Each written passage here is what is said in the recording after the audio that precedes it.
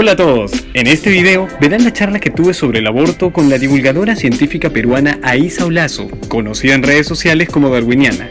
La charla se dio por Instagram Live. No se olviden de comentar, compartirlo y darle like. Disfrútenlo. Hola, ¿cómo están? Aísa, ¿cómo estás? Hola Piero, ¿qué tal? ¿Qué tal? Vamos viendo cómo se va sumando la gente. Bueno, antes que nada, agradecer a todos los que están acá y los que se van a ir sumando. Estamos iniciando una serie de charlas, una vez más, desde la Sociedad Secular Humanista del Perú y la Asociación Peruana de Ateos, transmitidos por Instagram Live este año 2021. Arrancamos con un tema súper polémico que ha remecido a la región. Mi nombre es Piero Galloso, soy el coordinador general de la Sociedad Secular Humanista del Perú y hoy nos está acompañando para abordar el tema del aborto Aísa Olazo. Ella es bióloga y divulgadora científica, conocida en las redes como Darwiniana, además de que forma parte del equipo de redacción y producción de noticias científicas Robotitus de Aldo Bartra y conductora del programa Síntesis Podcast, que pueden escuchar todas las semanas, donde junto a Víctor Román y Adrián Díaz están explicando y comentando las mejores noticias o las más fascinantes al menos de la semana. Búsquenlos, no se lo pierdan. ¿Cómo estás, Aísa? Qué gusto tenerte por acá. Gracias Piero, bueno, el gusto es mío, gracias por la invitación. Estoy contenta, es la primera vez que hago un Instagram Live, vamos a ver cómo va y tenía que ser de este tema. y nada, así que espero que sea un espacio, un tiempo en el que podamos seguir fortaleciendo nuestras opiniones, nuestra forma de pensar y nuestras posiciones con respecto al aborto. Definitivamente, sobre todo porque mientras esperamos que se vaya sumando gente, ya que en redes hubo bastante reacción a la publicación del evento, se pueden imaginar de todo tipo de comentarios fanáticos de ambos lados, críticas por un lado religiosas, críticas inclusive de no creyentes, críticas de libertarios. Ha sido pero un polorín el que se remeció. Entonces, para contextualizar un poco, el pasado 30 de diciembre en Argentina se hizo noticia mundial después de que el Senado aprobara o legalizara el aborto para casos más allá del de violación, que ya estaban permitidos en dicho país, aceptando que estos puedan ser practicados en procesos de gestación de hasta 14 semanas. Un fallo histórico que definitivamente ha remecido la región, porque todos los países de Latinoamérica son considerados pues el bastión del cristianismo y han revivido diferentes debates como la de la eutanasia, como la de la separación de la iglesia del Estado, y en este caso sobre si es moral o no interrumpir un embarazo. Aísa, ¿cómo es que te sobrecogió esta noticia? ¿Qué sentiste cuando se dio a conocer? Mira, no fue solo el día 30, sino que ya cuando la Cámara de Diputados el 10 de diciembre se había aprobado y pasaba ya esta futura ley al Senado, ya de por sí era una emoción gigante porque estábamos de nuevo, bueno, me sumo también porque soy una de las mujeres que está a favor del aborto legal y gratuito. Entonces fue una emoción gigante, ¿no? Y ya cuando el 30 por fin se aprueba por mayoría de votos, ya imagínate, yo estaba súper emocionada, veía las noticias, veía el clamor, el calor entre las mujeres, entre todas las personas que estaban apoyando y sumando a esta denominada marea verde, ¿no? Esta gran ola verde, que difícil no sentir algo que te mueve así dentro, en el pecho, una emoción indescriptible, ¿no? Que revelan en realidad años de lucha, no solo por este derecho de la autonomía de la mujer, sino por muchos otros derechos que se vinculan a este, ¿no? Sí, Y verlos concretados, ¿no? Hechos carne en una política, en una ley. Entonces es realmente emocionante, ¿no? Emocionante.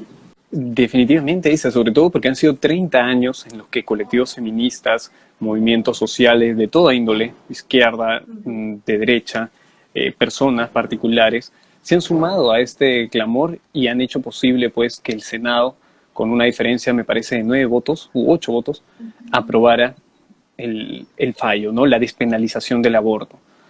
Ha sido una noticia que ha generado reacción. Naturalmente, la marea celeste, el movimiento Pro Vida se ha manifestado y va a seguir, va a continuar con la lucha para que en otros países no se legalice e inclusive quizás para que se pueda revertir, me imagino, se derogue la ley allá en Argentina. Tienen todo el derecho.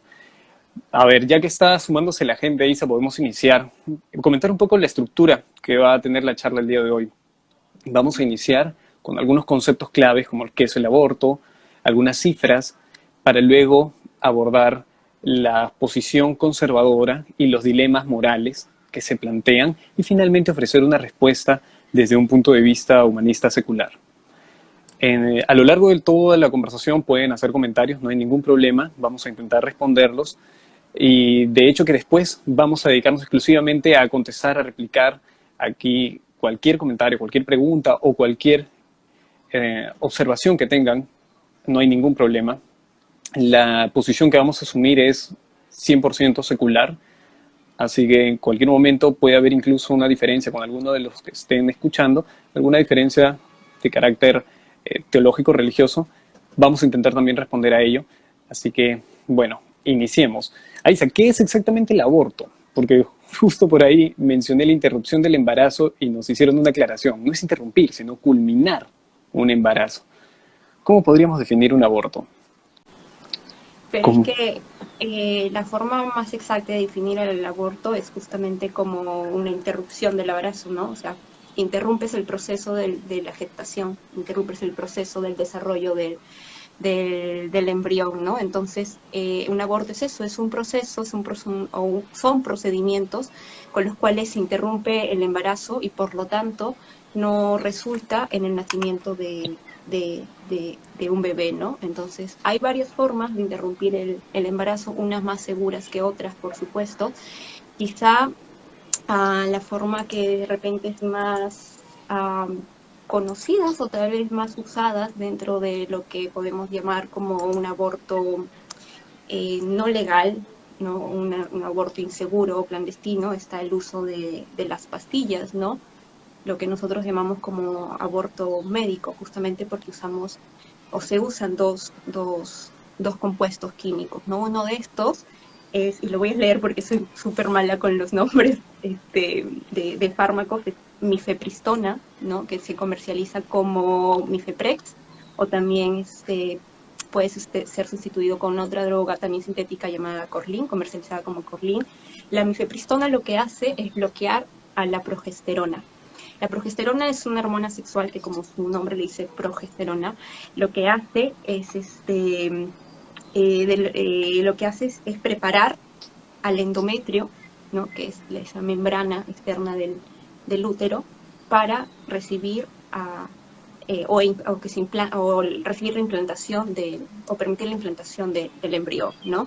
Entonces, otra cosa que hace la progesterona es reducir las contracciones uterinas, que son muy frecuentes, pero que durante el embarazo no se desean, porque justamente esa sacudida, esos espasmos, esas contracciones, lo que hacen es desprender a lo que se haya implantado en ese momento, ¿no? Entonces, este es el papel de la progesterona. Entonces, ¿qué hace un fármaco de este tipo, ¿no? ¿Qué hace la mifepristona? Lo que hace es bloquear la acción de esa hormona. Por lo tanto, el endometrio no está listo para recibir la implantación y las contracciones uterinas siguen su curso frecuente porque las tenemos todo el tiempo, ¿no? Otro de los fármacos que también de repente es incluso el más conocido, que se comercializa como Cytotec, es el famoso misoprostol, ¿no? El misoprostol no tiene una acción como la mifepristona, pero lo que hace es causar espasmos y sangrados en el útero, ¿no? Entonces, estos espasmos que son muy fuertes, lo que hacen es desprender el endometrio y lo que se haya podido implantar hasta ese momento, ¿no? Ambos fármacos causan dolor, ¿no? Mucho más fuerte que los típicos cólicos menstruales. Ambos fármacos causan sangrado. Este sangrado puede continuar por varios días, incluso 15 días, 2 semanas, ¿no? Pero ya con ambos a veces se aplican incluso juntos, ¿no? El tema aquí es de que no vas tú a un centro de salud a pedir estos fármacos así de buenas a primeras, ¿no? Y diciendo que quieres abortar y que por favor te los administren. No, no pasa eso. Eh, Claro, la otra forma, dime. no, que La otra forma u otro procedimiento con el cual se finaliza el embarazo o se interrumpe el proceso de la gestación es el aborto quirúrgico, ¿no? Que es de repente el que más grafican porque al parecer es mucho más fuerte y puede hasta herir susceptibilidades, ¿no? Eso es en ese no lo negamos a nadie. procedimiento, Aiza, en ese procedimiento, el quirúrgico es en el que se está desmembrando al feto, al embrión. Se extrae, se utiliza una aspiradora de vacío, se hace una aspiración de vacío. O sea, lo primero que hacen es, claro, estos se coloca una especie de dilatador, ¿sí? Para abrir el paso La hacia cavidad. hacia el Uh-huh. útero y se utiliza una aspiradora de vacío que lo que hace es extraer al feto, ¿sí? Y también a la placenta.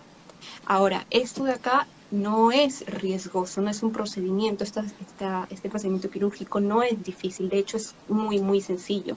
Y hay una gran diferencia entre realizarlo con personas capacitadas, médicos, profesionales, en un espacio, en un entorno que sea adecuado, ¿sí? Donde se cumplen todas las normas y requerimientos sanitarios, y realizarlo en la clandestinidad por personas que no están capacitadas, por personas en espacios que no, ni siquiera están debidamente desinfectados, entre otros, ¿no?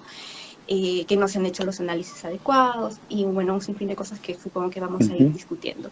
Pero a lo que voy es de que este es un procedimiento bastante sencillo que toma muy poco tiempo y realizado por personas capacitadas es básicamente la mejor manera de culminar el embarazo, ya que las pastillas no son efectivas para todas las semanas de gestación, ¿no? Y a De partir de gestación. ciertas semanas, Inclusive, dime. ahí, un jueguito de palabras un poco, porque nos están haciendo la observación una vez más de que no es culminación, mejor dicho, no es interrupción, porque no es que después se vaya a continuar con el proceso de embarazo. Bueno, la interrupción que trae consigo el fin, podríamos verlo de esa manera, como también podríamos verlo como el final siempre que este haya sido exitoso. Entonces es una cuestión de uso de palabras, nada más, pero la idea es interrumpirlo, evitar el nacimiento del feto, en este caso del futuro niño, ¿no? Estamos ahorita contextualizando, para todos los que se han sumado, hemos definido lo que es el aborto. Lo que vamos a hacer a continuación es quizás mencionar algunas cifras, porque es importante. La problemática del aborto no solamente gira en torno a quien ejecuta, al perpetrador de la acción o a al mismo individuo que la recibe, sino también que hay consecuencias sociales de diversa índole que es importante también mencionar. Según Promsex, aquí tengo datos, el 2018 publicó una encuesta dentro de las que figuraba que el 19% de las mujeres entre 18 y 49 años del Perú se había realizado un aborto. Esto es de suma importancia, porque es muy probable que todos tengamos entre nuestras amistades alguna persona que se ha sometido a un procedimiento. Entonces, solo que es un secreto a voces en muchas ocasiones. Esto es importante saber porque es algo real, es algo que está ocurriendo y que tiene mucho que ver después con las objeciones morales que se van a plantear. Inclusive hay una investigación publicada el 2016 que menciona que cerca de 28.000 mujeres son internadas en Perú por haberse provocado un aborto clandestino fallido. 28.000 es una cantidad no despreciable, definitivamente, y que hay que considerar.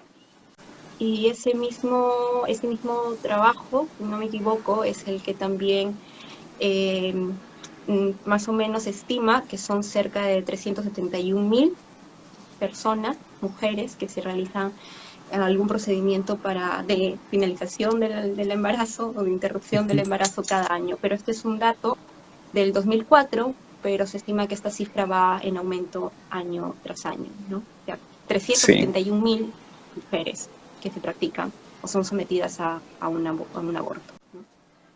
Wow, una cifra a considerar. Ahora, Sí. bueno, Perú, por lo que he leído, contempla bajo ciertas circunstancias el aborto, pero esto es algo que hay que discutir en materia exclusivamente jurídica, que no es lo que ahorita nos compete. Vamos más bien ya a referirnos cuál es el dilema ético que subyace a esta problemática, ¿no?, del aborto. Me encantaría comenzar con una ligera reflexión sobre las acciones. Toda acción puede ser desencadenada voluntaria o involuntariamente. Hay algunas deliberadas, otras no. Por ejemplo, una reacción química, cuando dos compuestos se encuentran, generan una reacción, hay ahí una acción específica, pero no es que haya detrás de eso necesariamente habido intención. Por ejemplo, cuando cae la lava al agua, al mar, se genera una reacción química, dióxido de cloro, lo que emerge, sale como uno de los productos de la reacción. Okay. Otro tipo de acción son aquellas deliberadas. Puede ser por un objeto inanimado, como una computadora, que ha sido programada para hacer algo, y otras acciones deliberadas que tienen un perpetrador, una entidad viva. Ahí ya tenemos que hablar de la entidad viva como el actor, quien ejecuta la acción. Y naturalmente la acción tiene consecuencias que recaen sobre algunas otras entidades o objetos. Es importante porque el problema del aborto tiene dos focos de atención. El actor, en este caso la mujer, como quien perpetra la interrupción del embarazo, y el feto como el objeto o quien sufre las consecuencias de la decisión, de la acción perpetrada por la mujer. Entonces esto nos plantea dos preguntas. Por un lado, ¿hasta qué punto tiene libertad de decidir sobre su propio cuerpo la mujer en cuanto al actor, y sobre quien recae la acción, cuándo le podemos suprimir el derecho a la vida? Y por ahí gira el debate. ¿Cuál es el estatus moral del feto? ¿Podemos prescindir o suprimir su derecho a la vida? ¿Podemos realmente pasar por alto esto? Entonces, el argumento conservador básicamente dice lo siguiente. Peter Singer lo refleja en 3 puntos. 1, matar a un ser humano es malo. Segundo, el feto es un ser humano. Entonces, como consecuencia, matar a un feto es malo. ¿Por qué? Porque el feto es un ser humano. Este argumento tiene fuerza. Sí, tiene fuerza. Si es que simplemente lo vemos con esas premisas, está equiparando el aborto a un homicidio. Hasta ahí, ¿tú qué Pero opinas la ley del no equipara argumento? el aborto a un homicidio. Disculpa. La ley no equipara el aborto a un homicidio. Ok, sí, interesante reflexión. Y Ajá. justo Peter Singer lo que hace es también ofrecer las respuestas del sector liberal. Una de estas respuestas es la de que hay que considerar los efectos negativos de una ley, de las restricciones. El prohibir el aborto no necesariamente evita que se realice. Eso es algo cierto.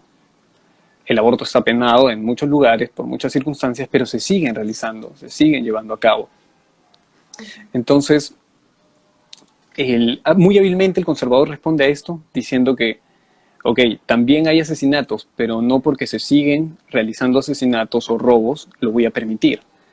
Es una respuesta bastante sagaz que da Javier Milei en una de sus entrevistas, un libertario argentino conocido. Muy intrépida su respuesta, buena, pero creemos que ahí se están confundiendo un poco lo que es la realidad jurídica, la realidad moral y la realidad biológica. Otro de los argumentos liberales es el de la libre decisión de la mujer. La mujer tiene capacidad de decidir sobre su propio cuerpo. ¿Qué opinas de ese argumento, Aizan? A mí me parece que es uno de los argumentos más fuertes y más válidos que hay en la discusión y en el debate de si el aborto debe ser legal o no debe ser legal, o si se debe realizar o no se debe realizar. El tema aquí, más allá de que si está bien o está mal abortar, el debate debería girar en torno a que si debe ser legal, sea visible, si debe tener alguna protección por parte del Estado, porque somos parte de una sociedad, somos parte de la sociedad, o si debe seguir en la clandestinidad. Y, a ver, respondiendo a tu pregunta de la autonomía de la mujer, yo creo que el tema o por lo cual muchas personas le temen al aborto es de que piensan de que eh, vamos a usar el aborto primero como un método de anticoncepción, ¿sí?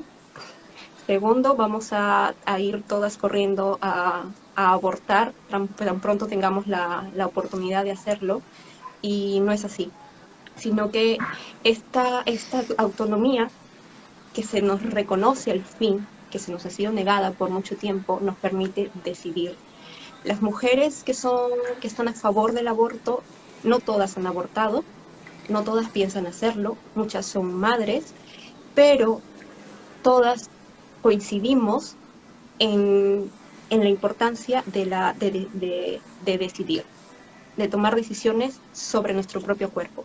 Y esta decisión sobre nuestro cuerpo, de si seguir adelante o no, sosteniendo una vida que se está gestando, no es solo una decisión con, con índices biológicos, ¿no? O con repercusiones biológicas, sino que es decidir en base a un proyecto de vida.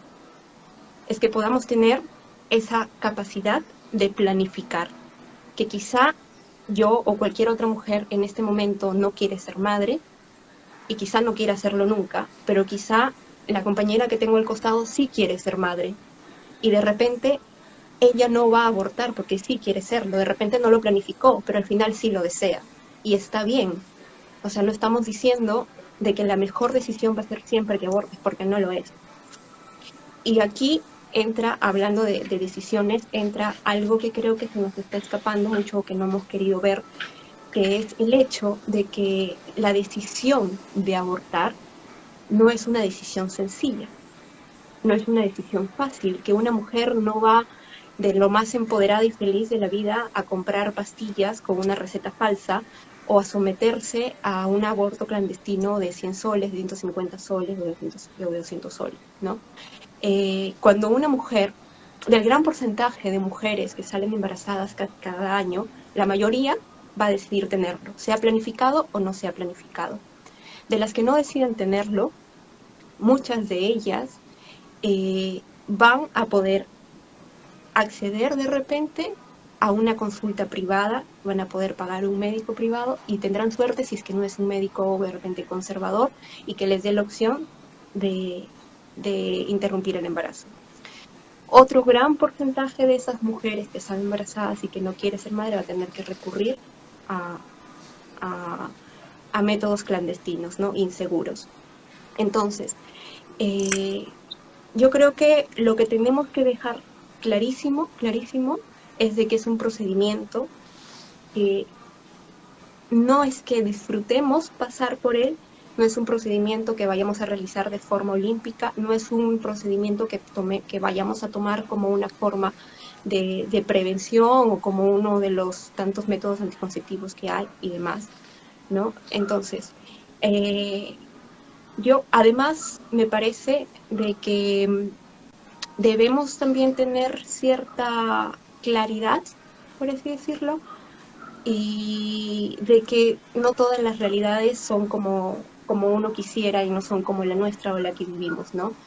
Hay Claro. muchas mujeres, gran noticia, gran noticia, hay muchas mujeres que salen embarazadas sin planificarlo o porque les falló el método que estaban siguiendo, que les falló la pastilla, porque les falló el condón o lo que fuese. Hay muchas otras mujeres que salen embarazadas porque son producto de una violación, que muchas veces es traumática, y hay muchas otras veces que es esta violación que normalizamos, que es como que, ay, pero estaba borracha, ay, pero era su amigo, ay, pero estaban en planes, ay, pero estaban en juegos, y qué sé yo, ¿no?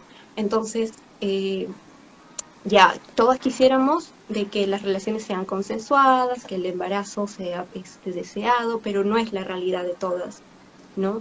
Entonces, Exacto. tendríamos suerte también si muchas veces al hacernos un examen, un test Ahí está Adrián, está Luis Arián que se están conectando. Am, que después de hacerte un test de embarazo y salga positivo, lo discutas con tu pareja y digan, bueno, mira, ¿sabes qué? Es tu cuerpo, a mí me gustaría ser padre, pero entiendo que tú no quieras serlo. O sea, tendrías mucha suerte si tienes una pareja así. En muchos otros casos estás básicamente coaccionada a continuar con un embarazo que en realidad no quieres. Es cierto que la decisión debe ser de ambos, pero como digo, no es una realidad. Es tan perfecta esa realidad que no es hasta el punto real, ¿no? Entonces, Claro. eh, Comentando un poco, Aisa, hay un ejemplo incluso un ejercicio mental que propone Judith Thompson, una eticista a favor del aborto, que menciona pues, ¿qué pasa si de pronto un día tú despiertas en un ambiente en el que estás conectada a otra persona? Te habían secuestrado contra tu voluntad un grupo de músicos para salvar la vida de un músico, el mejor violinista de la historia, y solo tú eras compatible, está conectado a tu cuerpo y el único modo de que sobreviva es que permanezca conectado a ti durante 9 meses y tu cuerpo sirva de tus riñones específicamente, lo ayuden a limpiar su sangre, ¿no? Para mantenerlo vivo hasta que se recupere. ¿Qué tan moral es el negarte a permanecer los 9 meses ahí? O sea, estarías decidiendo sobre tu propio cuerpo en detrimento de otra persona. ¿Habría razón para condenarte por ello? ¿Habría razón para condenar el hecho de que desees continuar con tu autonomía? sí. Creo que en algún momento hemos conversado nosotros de que, claro, la autonomía tiene por ahí algunos puntos que son débiles, ¿no? Que de repente necesitan mayor refuerzo, pero lo que hay que tener claro es que ni la autonomía ni ningún derecho es absoluto, ¿no? Por eso es de que hay límites, por eso es de que hay restricciones y básicamente justamente terminan cuando empiezan los de otro, ¿no? Pero de otra persona, ¿no es cierto? Los derechos de otra persona. La vida no es un valor absoluto, no es un derecho absoluto, ¿no? Entonces, eh, los hombres y las mujeres van a la guerra, ponen en riesgo su vida y mueren. Y no es que, todos tenemos derecho a la vida, así que, ¿sabes qué? Se van a acabar las guerras, porque en las guerras muere gente. O o la vida de los que se encargan de la seguridad del país, de la policía o de otros. Claro, ellos tienen más riesgo de que su vida no tenga esa garantía permanente como la de repente la mía o la tuya o qué sé yo. Entonces, a lo que voy es que ni la autonomía ni ningún otro derecho son realmente absolutos, ¿no? ¿En Y qué eso, momento, claro, en qué momento dejas de ser moral o en qué momento eres inmoral cuando antepones tú tu propio bienestar por sobre el de los demás? Si decimos nosotros de que la vida, por lo tanto, es absoluta y que lo que importa es respetar la vida de todos, entonces todos estaríamos obligados a donar un pulmón o donar un riñón, siguiendo el ejemplo que tú habías puesto, a donar nuestras córneas o qué sé yo, pero es algo voluntario, ¿no es cierto? Nadie es nos verdad. obliga a hacerlo. No, inclusive Isa, Agustín Laje, Javier Milei, que son pues personajes en contra del aborto bastante conocidos y bastante polémicos, dicho sea de paso, ellos se basan en la evidencia científica para mencionar algo que creo que muy pocas personas con dos dedos de frente se atreverían siquiera a negar, que el aborto efectivamente es la eliminación de un ser vivo. Claro que sí. La evidencia científica nos lo dice, un individuo o al menos un sistema vivo que es eliminado, al cual se le está dando muerte. Es verdad. No creo que se deba negar eso, no es algo que nadie esté negando. El error que cometen en su argumentación es partir de la secularización de un dogma divino, de un dogma cristiano o religioso. El de aseverar que la vida es de alguna manera o debe ser respetada siempre. No dan razones de por qué, dicen basarse en la ciencia para justificar sí que es un individuo, es un sistema vivo el feto, algo que nadie niega, pero de a priori asumen que debe respetarse la vida. Entonces ahí está el verdadero dilema. ¿Es permisible la eliminación de otro sistema vivo? ¿Es moral la eliminación, en este caso, de un feto? ¿Por qué sería y por qué no? Definitivamente tú has dicho algo muy cierto, la vida no es un valor en sí mismo. Nosotros lo hemos valorado como tal, nosotros. Pero no es que tampoco valoremos la vida de todos.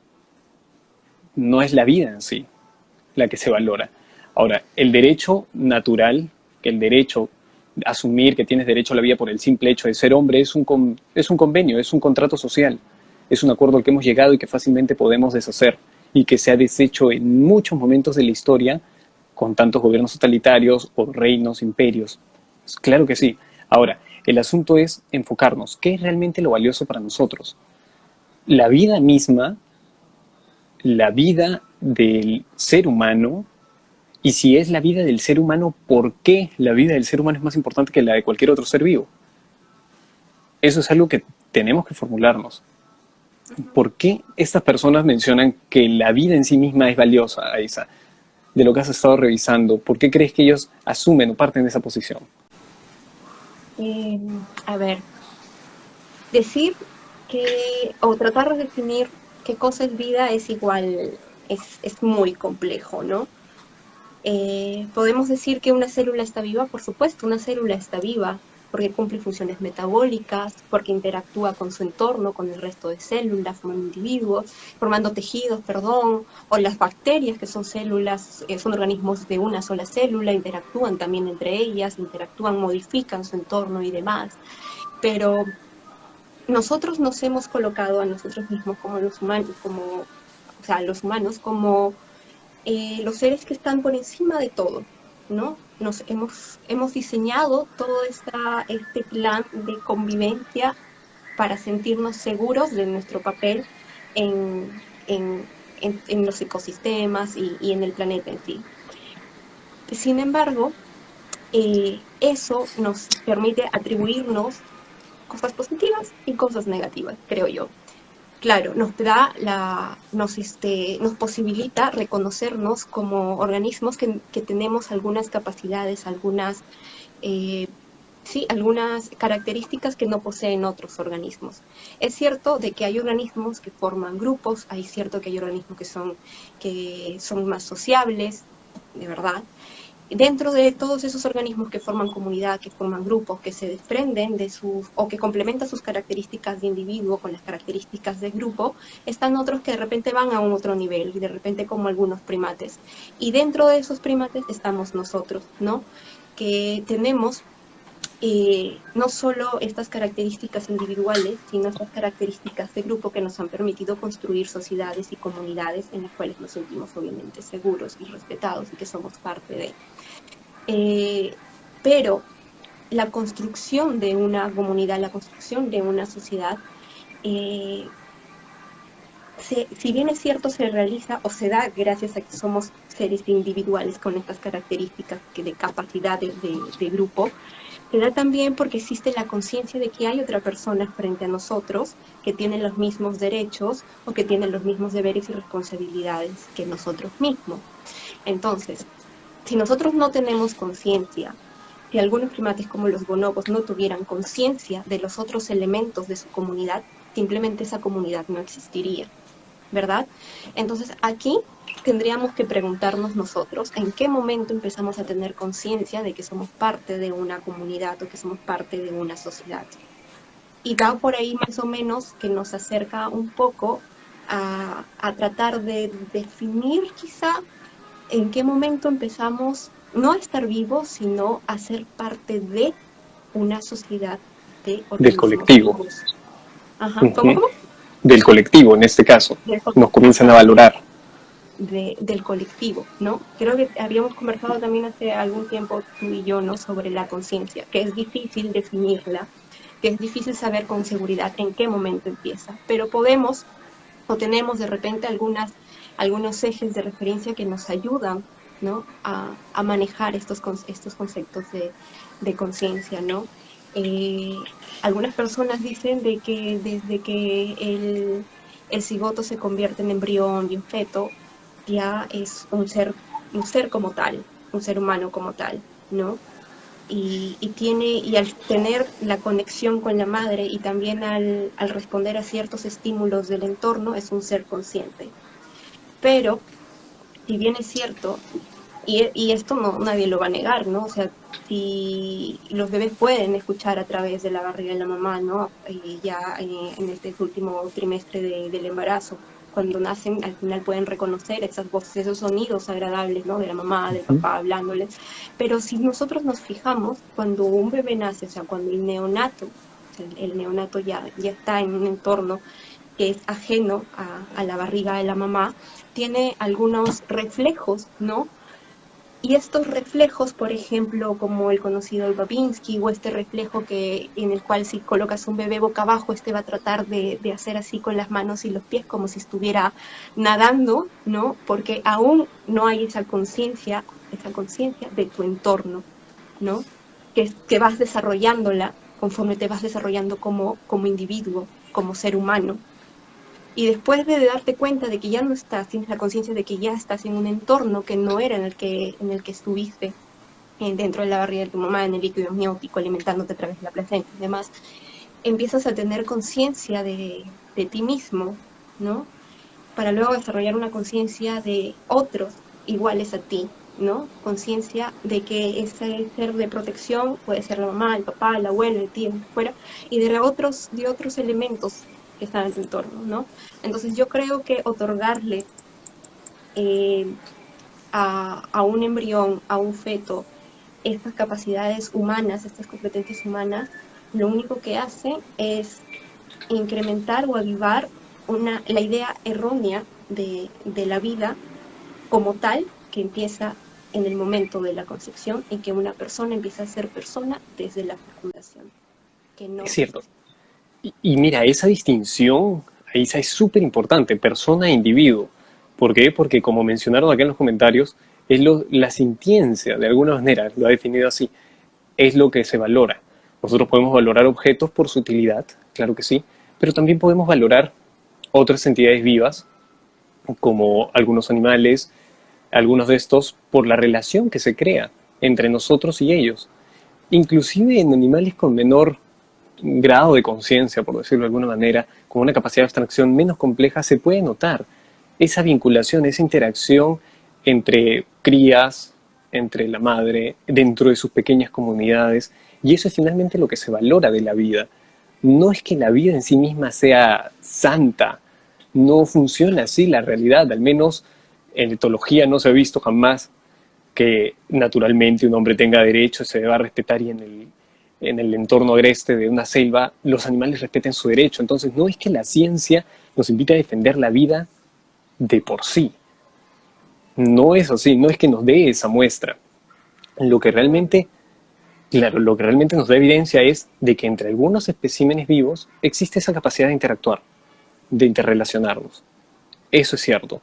Y eso es lo que nosotros valoramos. De ahí que, ¿qué pasa si de pronto un robot poseyera conciencia? ¿Qué pasaría si nos encontramos con un extraterrestre, igual, con capacidad abstracta, compleja? ¿No merecerían el mismo estatus moral que entre nosotros nos damos por el hecho de sabernos individuos con características propias, diferentes, que en caso fallezcamos se habrán ido para siempre? Eso es sí, finalmente lo que nosotros realmente estimamos. sí. Mira, ahora que tú mencionas a otras especies, me acabo de acordar de que estaba escuchando a Malcolm Potts. Malcolm Potts es un médico que se dedicó a practicar abortos en Inglaterra cuando no era ilegal. Y él dice que lo hacía justamente porque como obstetriz, ¿cómo es el masculino de obstetriz? Obstetrician, El, el obstetra, el sí. obstetra, eh, el obstetra, como obstetra, él se había dado cuenta del sufrimiento que hay detrás de un aborto y más aún si es inseguro y clandestino. Entonces él practicaba abortos y él, en uno de los debates en los que él ha participado, él menciona mucho esto de la naturaleza darwiniana, ¿no? De que la vida se va abriendo paso y cuando la vida no es perfecta, o sea, tiene defectos, es defectuosa en su formación, en sus inicios, es descartada, ¿no? Lo hacen todas las especies. Todas las especies de seres vivos descartan al que es defectuoso. Las mujeres, cuando se implanta un embrión en el endometrio y este de acá tiene defectos, ¿no? Como algunos defectos congénitos, es descartado también, ¿no? Por el mismo cuerpo, quiero decir, ¿no? Esto es lo que nosotros muchas veces se llaman también como que los abortos no inducidos, ¿Espontáneos? espontáneos, los abortos espontáneos, disculpa por la ausencia de claridad de términos ahora mismo. No, no, Ah, está perfecto. y ¿qué está? Ya. Y entonces lo que él dice de que muchas veces lo que él hace es culminar con una vida que no es deseada, porque muchas veces puede ser que un embrión sea defectuoso, pero que se implante mucho y que la selección ahí no haga su trabajo como debería hacerse, ¿no? Entonces, ahí se practica un aborto, ¿no? ¿Cuándo más? Ujú. Cuando simplemente es no deseado, cuando es no deseado, ¿no? Porque no puedes forzar a una mujer a continuar con algo. O sea, es una opinión completamente personal. No puedes forzar a una mujer con algo cuando ella no quiere seguir adelante con algo que es tan fuerte que es la maternidad, ¿no? Y, y creo que las ideas contrarias a esto se refuerzan con la idea de que la vida es un milagro. Yo creo que Así es. tú, yo y cualquiera de las personas presentes alguna vez, por lo menos una vez en su vida, han escuchado que la vida es un milagro o el milagro de la vida. Y aunque sea difícil definir a exactitud lo que es vida, lo que sí podemos decir con total seguridad es que no es un milagro. Los milagros no existen. No es un Exacto. milagro, no es un milagro. Y esta idea obviamente es reforzada por los grupos de conservadores cristianos que se creyeron en algún momento el cuento de que a María la fecundó una paloma por obra y gracia del Espíritu Santo. Y, oh sorpresa, no es así, eso no pasa. Eso no pasa. La vida no es un milagro, no es algo sobrenatural, no es algo fantasioso ni real. La vida es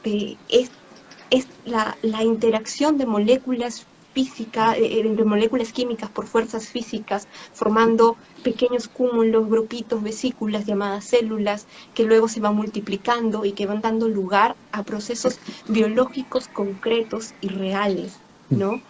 Cuando se da la fecundación, o sea, la singamia en realidad, que es la unión de, de me distraje con un comentario, que la singamia, que es la unión del pronúcleo masculino del espermatozoide con el pronúcleo femenino del óvulo, y empieza luego esta serie de divisiones sucesivas de 2, 4, 8, 16 células, no hay magia detrás de eso, no hay magia detrás de eso, son procesos biológicos, reales, concretos.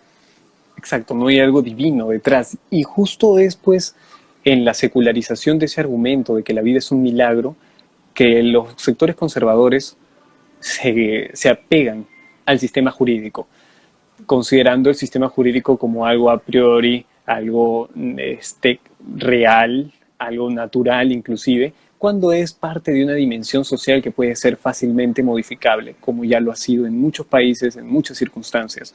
Entonces, ¿realmente hasta qué punto, hasta cuándo el sector conservador fundamentalista religioso y sus colaboradores que secularizan, pseudo secularizan sus argumentos, van a seguir y tratando de imponer un estilo de vida, unas creencias a los demás? Porque es algo muy cierto, el derecho, o mejor dicho, la despenalización del aborto no está restringiéndole derechos a nadie.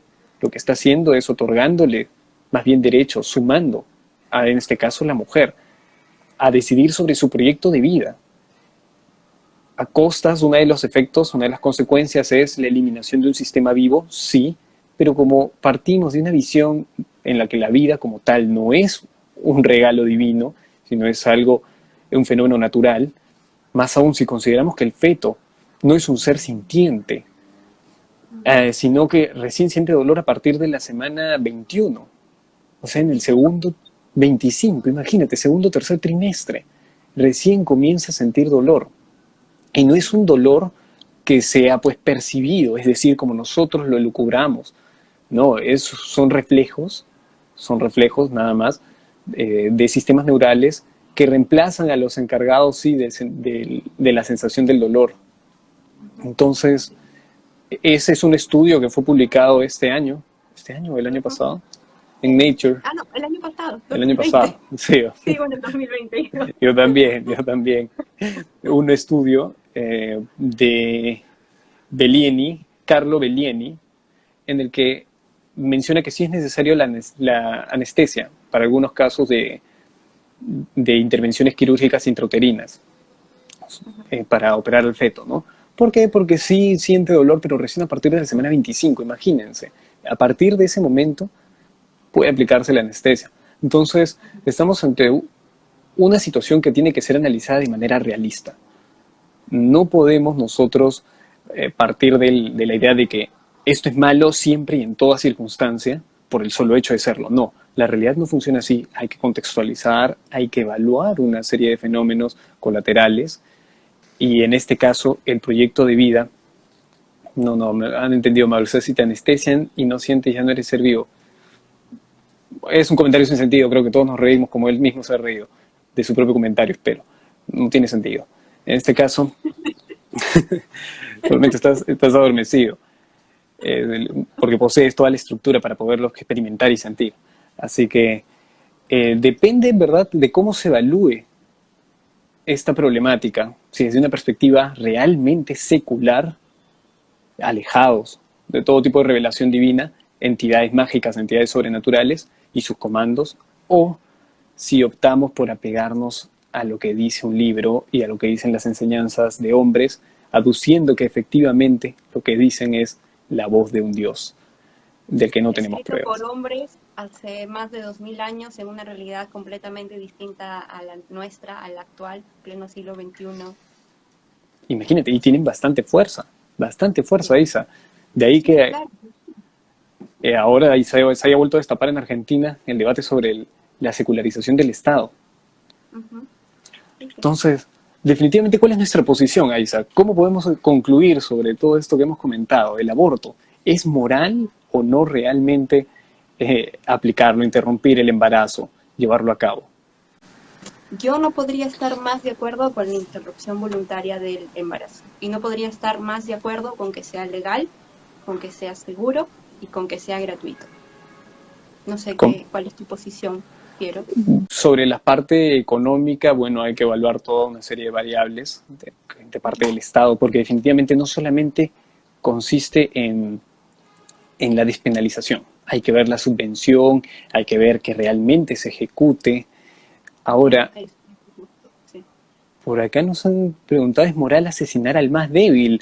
No sé, pregúntatelo cada vez que comas un pollo, porque acaban de asesinar a un pollo, a un animal, es débil, no se puede defender. Pregúntatelo. En este caso, muchos lo fundamentan con que necesitamos para sobrevivir. Ok, si lo necesitamos para sobrevivir, sí, pero sabemos que un individuo de cualquier especie de estas sintientes, con protoconciencia, dejan una marca dentro de sus propias comunidades. De ahí que la ética humanista secular se adhiera así a que en algún momento, con los adelantos tecnológicos suficientes, podamos cultivar los alimentos, las carnes en laboratorio y no tengamos que intervenir pues en el reino animal, como muchos lo catalogan, explotándolos, sirviéndonos de ellos, ya poder asumir una posición completamente distinta a la de la cadena alimenticia clásica, producto de nuestra capacidad de abstracción compleja. Por ahí nos dicen, Aisa, ¿dónde está la religión en la genética? Atribuirle al antiabortismo un núcleo necesariamente religioso es un nombre de paja en muchos casos. Al menos en el argumento de Milei y de Laje no hay tal cosa. Bueno, Alejandro, créeme que sí, porque ellos parten de la asunción a priori de que la vida debe defenderse sin chistar. ¿Por qué? Porque lo dice el Código Penal. ¿Por qué? Porque es un principio filosófico. Ok, ¿es eso filosóficamente, ya que es un problema filosófico, viable? En papel puede serlo, pero en la realidad no lo es. Y un sistema moral eficiente tiene que ser realista. Tiene que intentar evaluar diferentes contextos, y van a haber contextos en los que va a primar el bienestar de una persona realizada una persona desarrollada, en este caso una mujer, y todo el proyecto de vida que tenga, por sobre el de un cúmulo de células con potencial de ser humano, un cúmulo de células que definitivamente no tienen pues todo esa trayectoria de vida que tiene sí una persona ya desarrollada, la madre. No, Nick Rec, lo que realmente se propone aquí es que se evalúen las circunstancias en las cuales se va a proteger la vida. Porque no solamente es la vida la que debe ser protegida, o mejor dicho, no es exactamente esta, la vida como fenómeno, sino nos tendríamos que paradójicamente eliminar, ya que nosotros mismos somos la muerte constante de millones de células y lo estamos propiciando con nuestra propia existencia. Entonces no es la vida la que debe ser defendida, es la característica, algunas características que poseen ciertos sistemas vivos. ¿Cómo responderías a ese comentario, Aisa? Quizás puedas hacerlo de manera más sintética, más sucinta. A ver, ¿Cómo? nos A ver, dicen. ¿puedes repetir el comentario? Estaba viendo acá, es que yo no puedo ver, no sé por qué no puedo ver bien los comentarios, se me escapan. Tienes que presionar en el centro de la pantalla y van a aparecer, o en todo caso, Ya, como si fueses a comentario, o no, tienen que ya. desplegarse en los comentarios y se va a desplegar todo lo que Sí, han eso no se escrito. despliega, ya. Ya, pero hay un montón de comentarios. Sí, a ver, por acá Ya. nos dicen. ¿Cuál era el comentario que estabas tú, Dice, aceptas la protección de los animales, pero no de la propia especie humana. Es una contradicción. Ok. Lo que habíamos contestado, la vida en sí no es lo que se busca defender o proteger. Ajá, exacto, exacto. Dice, tú y yo, al La igual que vida, todo, ¿cómo? a ver, nos mencionan, si la vida no es un principio moral, entonces regiría la ley del más fuerte. Bueno, así funciona la realidad. Sí. O sea, Yo si creo quieres, que como dijimos al comienzo, aquí el debate no es si el aborto está bien o está mal, si es bonito o es feo, si vamos a ir al infierno o no vamos a ir al infierno por abortar, sino aquí el debate es si es que debe ser legal, visible, reconocible como tal, o debe seguir en la oscuridad, en la clandestinidad. Porque de que las mujeres abortamos es una realidad. Y el hecho de que sea ilegal no lo hace menos real. Al contrario, lo hace más duro, lo hace más fuerte, porque nos imposibilita también hablar de esto con toda la naturalidad del mundo. Los abortos ocurren, las mujeres abortan y las mujeres se mueren en el proceso o quedan imposibilitadas de por vida para tener hijos en algún otro momento de su vida, o quedan con un montón de secuelas, ¿no? Entonces aquí el tema no es de que si es moral o no, porque al final vamos a seguir en un círculo vicioso de la moralidad, qué es moral o qué no es moral, qué sé yo, divorciarte es moral, ser infiel es moral, romper tu familia es moral, no sé, arruinar tu vida con drogas y alcohol es moral o inmoral. O sea, vamos a seguir en un círculo vicioso y tal. Y al final no nos acercamos a la realidad, como decía Piero hace un momento, ¿no? Tenemos que ser prácticos, ¿no? Y tomar, o sea, aceptar una realidad y discutir y debatir en función a eso. sí, inclusive Isa, por acá nos preguntan, desde una perspectiva de la dinámica de poblaciones, el envejecimiento de la población humana, ¿no hay un dilema respecto a si es conveniente o no permitir abortos y anticonceptivos en general? O sea, ya va sobre la regulación de Ya. del derecho a procrear. Es un debate que muchos también Ya. llevan a cabo, discuten. Pero es que aquí creo que caemos igual en el mismo tema o en la misma idea errónea de que todas las mujeres queremos abortar y que todas las mujeres no deseamos tener hijos o odiamos a los niños y queremos matar bebés. O sea, eso no pasa, eso no pasa. O sea, esto visibiliza a un grupo de mujeres que no quiere ser madre, ¿sí? Pero de hecho que hay mujeres que van a seguir siendo madres o que quieren serlo madres y tendrán 2, 3 hijos o uno o cuantos ellos quieran o cuanto a su estrato universo económico se los permita, ¿no? Pero la idea es de que esta maternidad debe ser deseada, ¿sí? Debe ser planificada. Y por ahí y había recibido algún comentario en WhatsApp con respecto a esto del aborto, ¿no? Que le preocupaba mucho a esta persona que me escribió de que una vez de que el aborto sea legal, todos los adolescentes van a tener sexo sin cuidado y van a quedar embarazadas y todas se van a ir a practicar un aborto, ¿no? Primero, nada más lejos que la realidad, ¿sí? No todas las mujeres que salen embarazadas deciden terminar con su embarazo, ¿sí? Segundo, eh, esto me da mucha risa. Segundo, la consigna aquí es educación sexual para decidir, ¿sí? El aborto, los anticonceptivos para no abortar y el aborto seguro para no morir. Y cuando hablamos nosotros de aborto legal y seguro, no nos referimos solo a una única plataforma y un único escenario de una mujer siendo operada de forma segura, sino nos encontramos con un paquete completo, ¿sí? Que involucra el tema del aborto. Y curiosamente todas las personas, o muchas personas que están en contra del aborto son también aquellas personas que están en contra de la educación sexual en los colegios, porque es alarmante, porque, oh, Dios mío, ¿cómo vas a hablar de eso frente a un niño, no? O frente a un adolescente, y se quieren tapar los ojos de esa forma.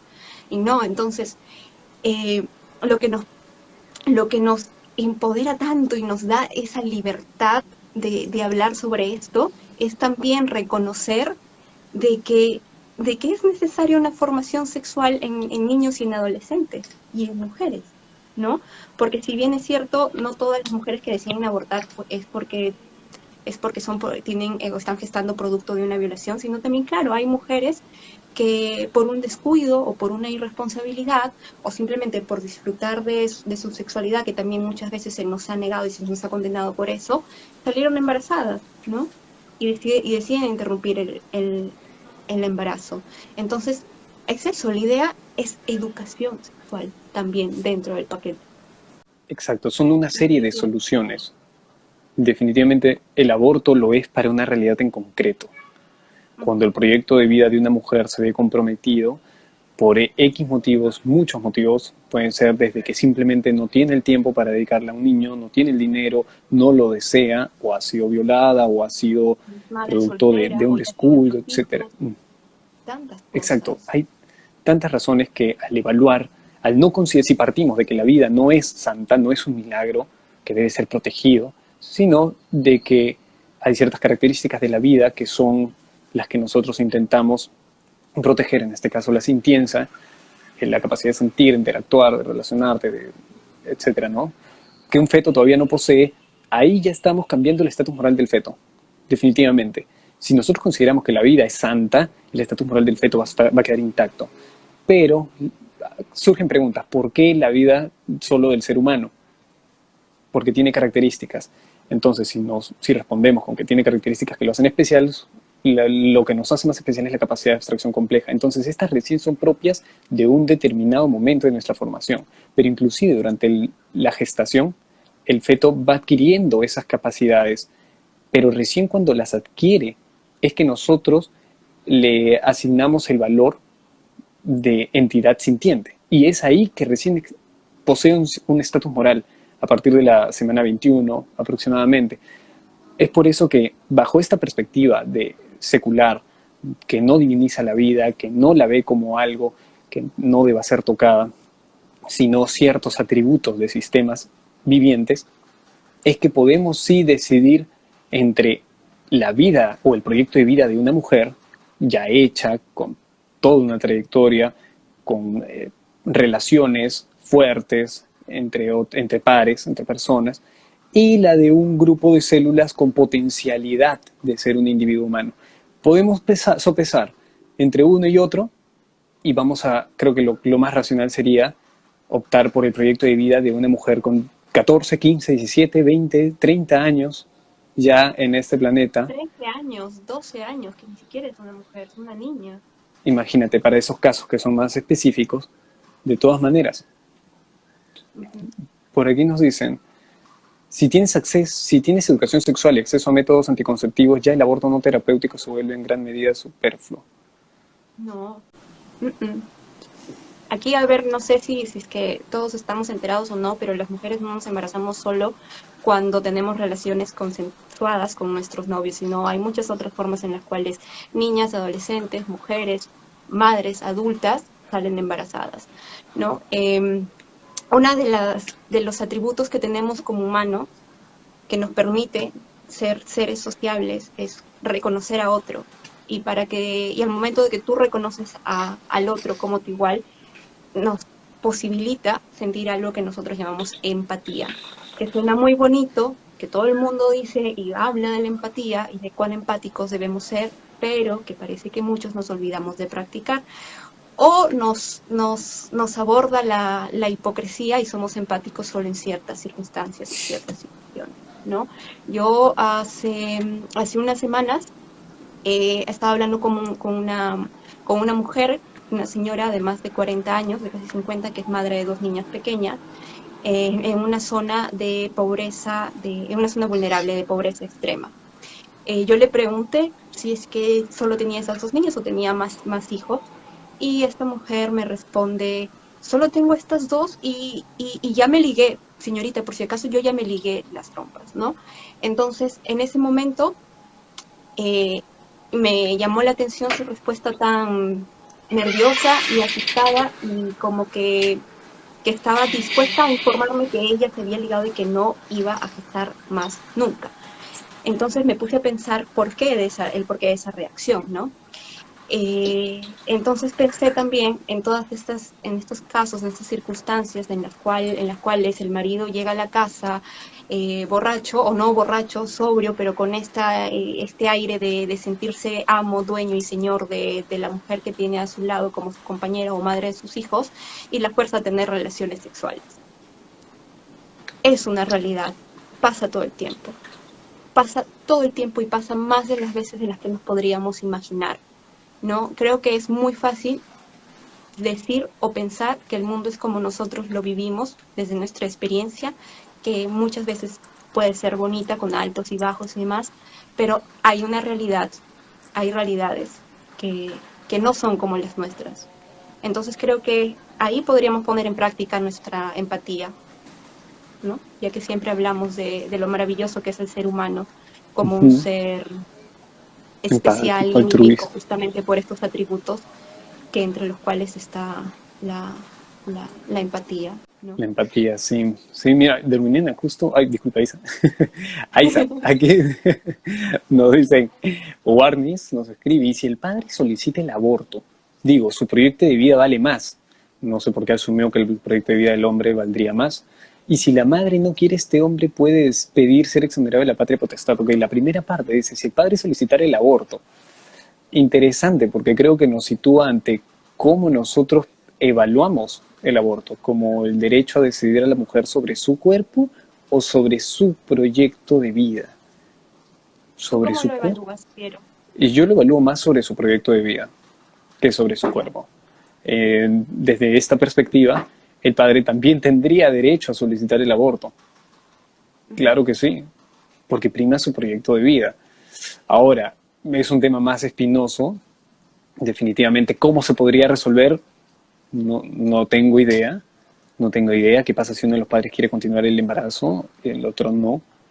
Caso de que el hombre quiera continuar, quiera tener a su hijo y la mujer no. Entonces, yo no lo resolvería definitivamente con que sea la decisión de la mujer sobre su propio cuerpo. De que es una variable a considerar, sí, porque quien va a cargar con el nene es ella, pero es más sobre su proyecto de vida. Mm, interesante esta problemática que nos plantea. ¿Tú qué opinas? ¿Qué te parece a ti? Como te había dicho hace un momento, la decisión sobre el cuerpo no termina solo ahí, sino que involucra o deviene en una decisión sobre el proyecto de vida, sobre planificar nuestras vidas, ¿no? Ahora, tampoco quisiera yo incurrir en esto que puede sonar fuerte y de que muchas veces se dice y que incluso despierta por ahí algunas espinitas entre las personas, sobre todo en los hombres, que es que si no tienes útero no opinas. No quiero llegar ahí, no lo voy a decir, no lo voy a hacer, pero eh, sí considero de que la principal eh, o lo principal que se debe tener en cuenta es la decisión y el deseo de la mujer, ¿no? Yo creo que como había dicho hace un momento, se puede discutir en pareja, que sería lo ideal, se puede llegar a un acuerdo de pareja, que sería lo ideal, ¿sí? Pero si es que una mujer, si es que es la mujer la que por nada del mundo desea seguir adelante con ese embarazo, porque, a ver, si es que tiene, no sé, de repente el apoyo de la pareja o de repente tienen una familia o qué sé yo, uno diría, pues es un escenario ideal, ¿no? Entonces deben haber ahí otras razones por las cuales una mujer no decida seguir con el embarazo. Y estas razones deben ser tan o más fuertes que es solo la vida en pareja. Entonces, yo creo que sí debería considerarse por sobre todo la decisión de la mujer. Sí, la decisión de la mujer. Finalmente, a mí me llama la atención mucho cuando dicen, estamos embarazados, el hombre y la mujer, como son parejas. No, ella está embarazada y tú eres su compañero y la estás acompañando en el proceso. Pero ni por así, por más que te involucres en el embarazo o en el proceso, ni por así vas a vivir todo lo que esa mujer que está gestando está viviendo. Y no te vas a enfrentar no solo a estos cambios fisiológicos, hormonales, biológicos, sino también a todos los cambios que ella va a vivir como persona y como elemento de una sociedad, en su trabajo, en su familia, en muchas otras cosas, ¿no? Entonces yo sí considero que lo que debe valorarse más ahí es la decisión de la mujer. Sí, en efecto, de alguna manera el proyecto de vida implica también el cuerpo. Entonces, creo que podría cambiar mi perspectiva si tiene sentido lo que has mencionado, al menos para mí. Eh, de todas maneras, es una situación que no le deseo a nadie, que uno de los dos No, quiera continuarlo y el otro no. Es muy complicado, por eso igual es importante, como mencionaste, la educación sexual, de suma importancia que se hable, que se comente sobre estos temas y para ello pues que la educación sea secular. Ahí porque la Sociedad Secular Humanista, la Asociación Peruana de Ateos, iniciaron acá en Perú esa contienda, el tratar de que el Estado peruano sea oficialmente y de manera tangible un Estado secular. A ver, nos menciona por acá, pero vemos que las políticas de protección a la individualidad de la decisión de la mujer se correlaciona más con bajas tasas de fertilidad caso Europa. ¿Qué hacemos? ¿Cuál es el problema con las bajas tasas de fertilidad? Al final de cuentas son ellas las que deciden, son las personas si deciden reproducirse o no. uh-huh. Sí. Igual yo sé que hay estados que tienen toda una campaña para reactivar la fertilidad, las tasas de natalidad en sus países, ¿no? Como Japón, por ejemplo, ¿no? Hungría, Pero ya Hungría, Rusia pero también. es también parte es también parte de este complejo movimiento que hay entre curvas y picos, ¿no? Que hay momentos en los que la tasa de natalidad es más alta, a veces va a ser más baja, pero finalmente es el curso de la evolución y el desarrollo de las sociedades, que nunca es parejo, nunca es llano, plano o tranquilo, Exacto. ¿no? Entonces hay variables que escapan de repente a nosotras mismas, pero y aquí me acuerdo mucho de lo que decía en Argentina, parte del debate, ¿no? Gabriela Cerruti, ¿no? Me gustó mucho, en realidad lo que dijo, por aquí lo apunté, lo voy a leer, ¿no? Como que ella dijo, dejen de hacer del cuerpo de las mujeres el territorio de disputa de todo aquello que no puede solucionar ni la economía o la política, ¿no? Entonces, a lo que iba con esto es de que sí, hay variables que escapan de nosotros, pero definitivamente la respuesta no está en nuestro útero ni en nuestra decisión de abortar o no abortar o continuar con, o ser madres o no ser madres, ¿no? Sí, no podemos Y, mezclar ahí unas cosas. y lo cierto es que este problema, este debate está súper politizado. Por un lado, los intereses de la iglesia pues, prevalecer, personajes que intentan pues aferrarse a estas contiendas para visibilizarse por un lado, por otro, ONGs que invierten millones de dólares para favorecer estas campañas. Entonces, vemos que sí, es una contienda súper polémica y yo me atrevería a decir que gira en torno básicamente a la división entre la perspectiva sobrenaturalista y la secular. Yo al menos podría reducirlo a que gran porcentaje de la discusión gira en torno a ello, a cuestiones de revelación divina. Sí, sí, sí. Dicen, a ver, pero ¿están militando a favor del aborto por violaciones? Nos pregunta ¿En qué era? Inapieri. Sí, en general. ¿sí? No No sé. solo el aborto por violación, que ya es demasiado cruel forzar a una madre a seguir con un embarazo que es producto de una violación, ya, así de por eso, ya. Eso es indiscutible, creo yo. Más aún si es un adolescente, una niña, qué sé yo, en ninguno de los casos. Pero estamos hablando del aborto en general, ¿no? Bajo cualquier circunstancia. Exacto. Por aquí nos comentan, en mi caso estoy en contra del aborto y no soy religiosa, ninguna religión. Entonces, ¿cuál es el problema con la legalización del aborto, con la despenalización del aborto? Uno de los argumentos que siempre han esgrimido los sectores conservadores es el desencadenamiento de una serie de eventualidades completamente negativas, nocivas, el fin del mundo, el apocalipsis. Dijeron en su momento que si se permitían la aplicación de vacunas en Inglaterra, como estas vacunas serán probadas o provenían de origen animal, iban a bestializar al ser humano, iban a reducirlo a demonios. Eso estamos hablando hace algunos siglos. Y miren, al día de hoy no pasó nada de lo que dijeron. Más adelante ocurrió lo mismo con el matrimonio civil, con los trasplantes de órganos. Al día de hoy, con la unión civil de homosexuales, dijeron que de pronto iban a homosexualizar toda la sociedad. No sé cuál es el problema que tiene esta gente con ese tipo de decisiones. O sea, creo que ya han pasado muchos años desde que muchos países aprobaron la unión civil y no es que todos se hayan vuelto homosexuales. O sea, no es que se homosexualizara todo el continente, el fin de la especie. Wow, eso es la falacia del slippery slope, la pendiente resbaladiza, ¿no? Que una eventualidad necesariamente va a seguir una cadena hacia la más fatídica. No es así.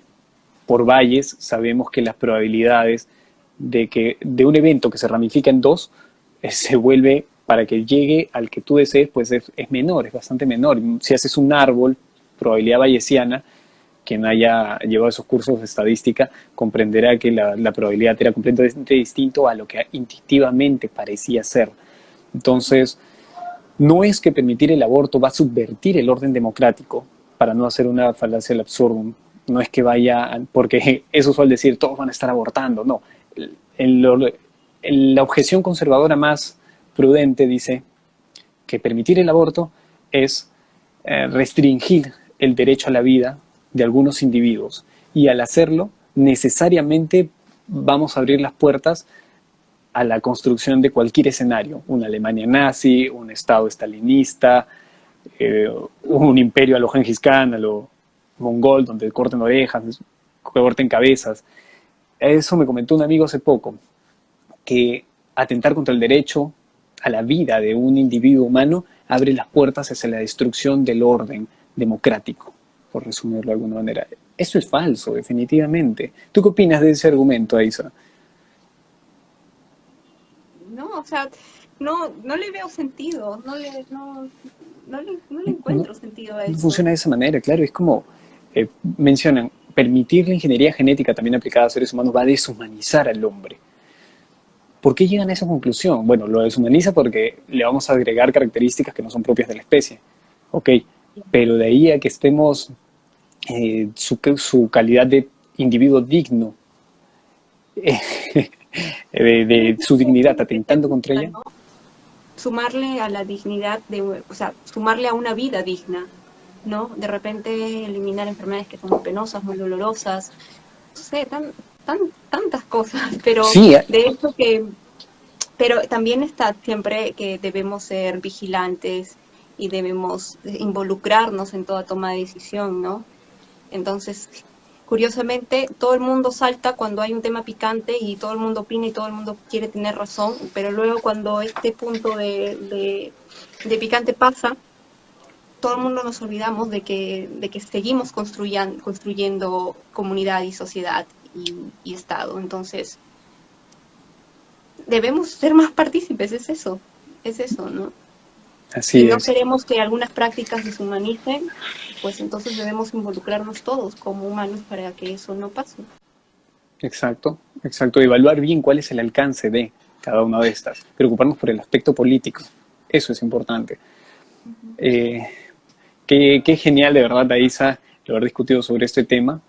Creo que ya estábamos en la parte de responder las preguntas, comentarios.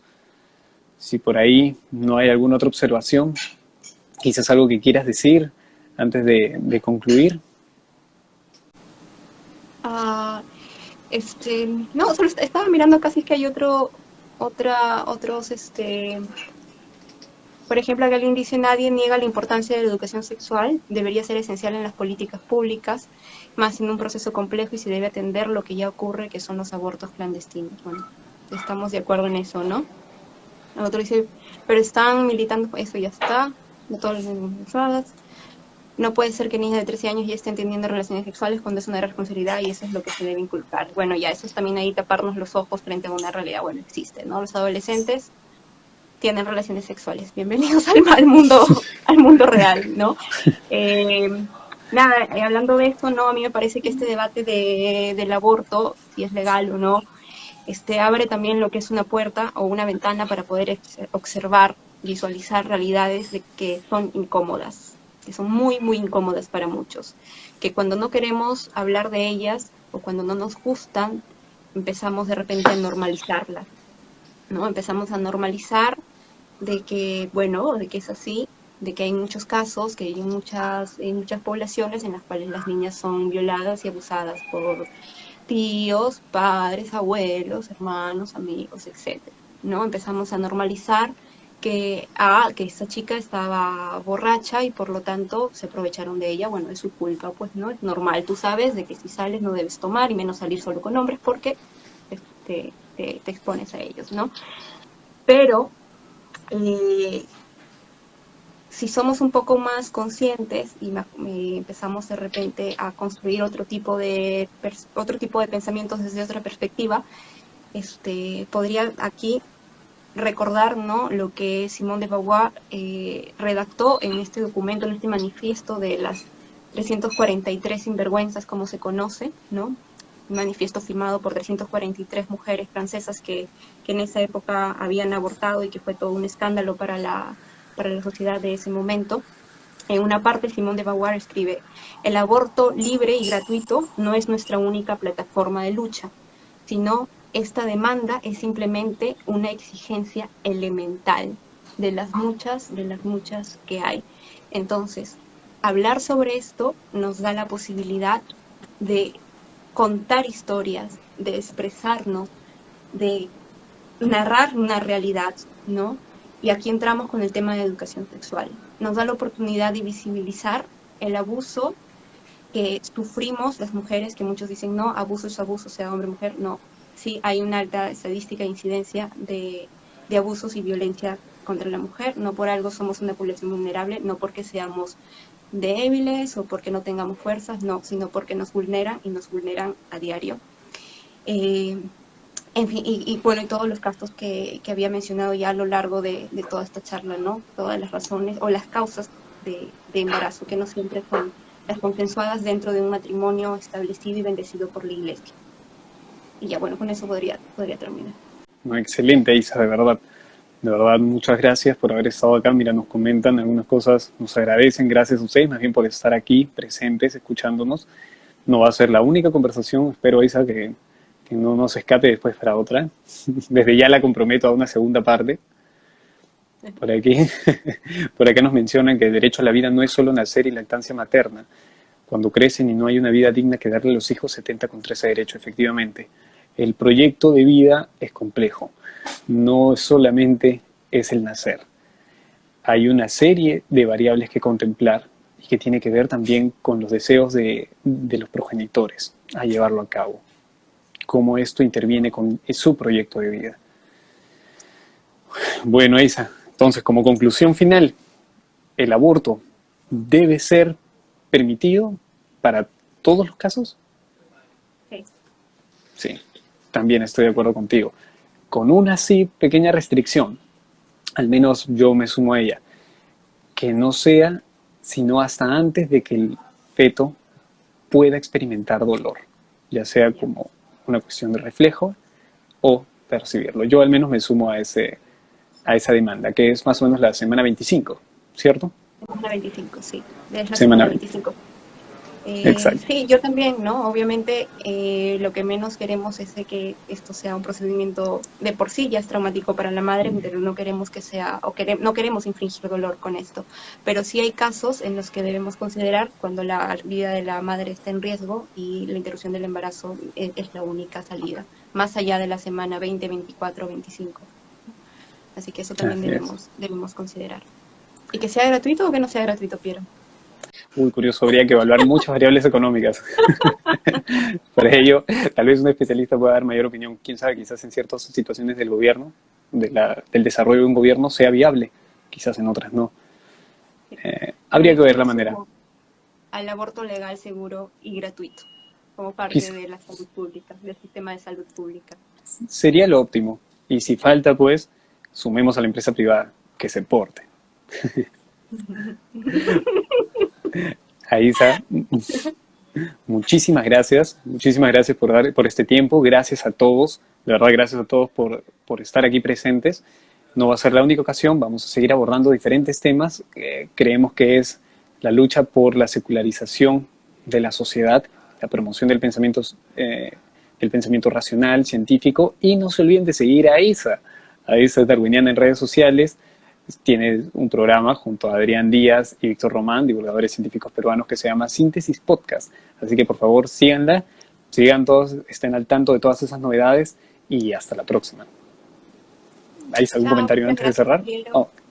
Sí, para meterle un poco del cherry, que es personal, sí, no se olviden de, como dice Piero, de visitar las redes de Síntesis Podcast. Hemos estado de vacaciones durante diciembre, pero ya esta semana regresamos con nuevos videos, con nuevas noticias y vamos a empezar con un tema un poco también picante, que es el debate de ciencia que ha ocurrido en los últimos días en nuestro país, ¿no? Así que estén atentos y muchas gracias a todas las personas que se sumaron, a todas las personas que nos comentaron.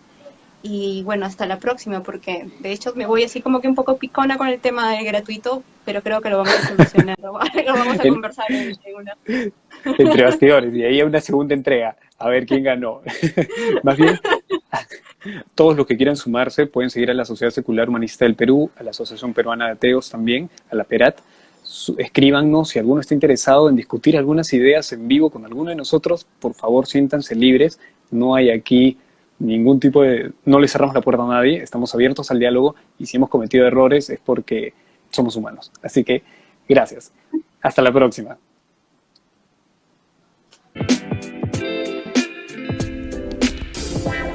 Gracias por haber visto el video. No te olvides de suscribirte, darle like y compartirlo para más contenido sobre ciencia, filosofía y tecnología desde un enfoque humanista secular. Hasta la próxima.